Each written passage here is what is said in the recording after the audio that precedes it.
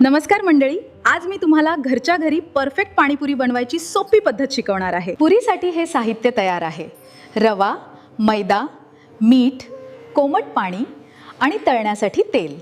सारणासाठी 4 उकडलेले बटाटे, half cup उकडलेले काबुली चणे किंवा काळे चणे, 1 टीस्पून लाल तिखट, 1 टीस्पून भाजलेले जिरे, मिक्सरमध्ये पुदिना, कोथिंबीर, हिरवी मिरची, आलं, काळं मीठ, जिरं पूड, चिंचेचा कोड आणि पाणी घालून बारीक वाटा। हे पाणी गाळून घ्या आणि त्यात बर्फाचे तुकडे घाला। तिखट पाण्यासाठी ही सर्व सामग्री आहे आणि हे मिश्रण असं तयार झालं आहे। अर्धा कप चिंचेचा कोळ, अर्धा कप गूळ, अर्धा टीस्पून जिरेपूड, चिमूटभर काळं मीठ, उकडलेले बटाटे आणि हरभरे घ्या। त्यात मीठ, तिखट, चाट मसाला आणि कोथिंबीर घालून छान मिक्स करा। पुरीमध्ये बटाट्याचे सारण भरा आणि थंडगार पाण्यात बुडवा।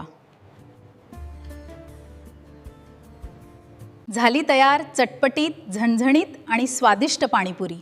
पुरीमध्ये गोड तिखट पाणी टाकून खावा।